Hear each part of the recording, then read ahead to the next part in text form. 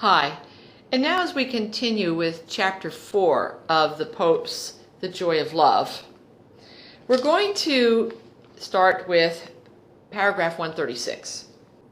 Dialogue is essential for experiencing, expressing, and fostering love in marriage and family life.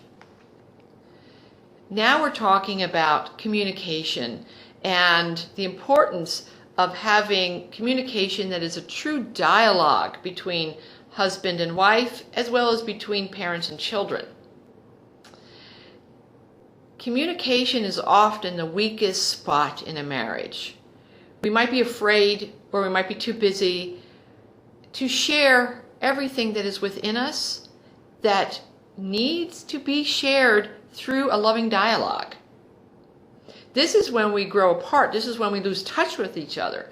Dialogue is so important. In fact, it's so important that here at Good News Ministries, we are providing couples with a way to improve their dialogue and have more opportunity to dialogue about the things that matter, things that have to do with their faith life. It's called Reflections for Couples at the website marriagevocation.net. They include reflection questions at the end of each reflection. The Pope goes on to say, dialogue, can only be the fruit of a long and demanding apprenticeship. In other words, it takes a learning process to be good at dialoguing. Why? He goes on to say, men and women, young people and adults, communicate differently. They speak different languages, and they act in different ways. Our way of asking and responding to questions, the tone we use, our timing, and any number of other factors condition how well we communicate. Dialogue, good communication, does not come naturally. We've all been misformed and misinformed through the examples given to us as we grew up and the world around us. And when we marry, we need to learn the other person's style of communication. And guess what? Men and women don't think the same way. Our brains are literally wired differently. And we need to learn and work together at learning how to communicate in a way that's true dialogue. Dialogue that's a give and take.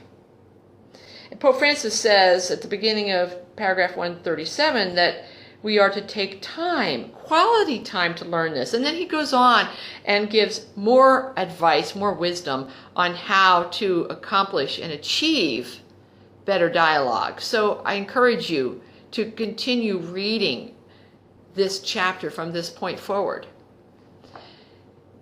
Dialogue is something that we do not do well through texting, which is so common in today's world.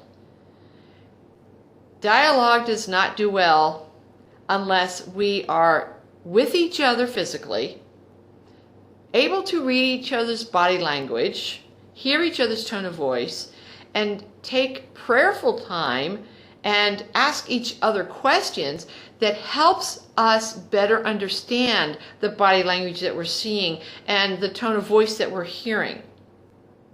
But if you remove the body language and the tone of voice, such as emails and texting, there's a lot of rich conversation that is entirely missed, and we usually misinterpret something. The best way to have a dialogue with our loved ones is to say, okay, here's what I think you just said. And we feed it back to them with our own spin on it maybe, or other ways of looking at it, but we feed back how well we are understanding our spouse and then give them the opportunity to correct us. And be open to that correction. We should never assume that the other person really fully understands us, and we should never assume that we fully understand our loved one. Good communication involves asking the Holy Spirit to help us understand each other, because now we are using the sacramental presence of Jesus to dialogue with each other in. Look at your communication honestly and do whatever it takes to become better at it.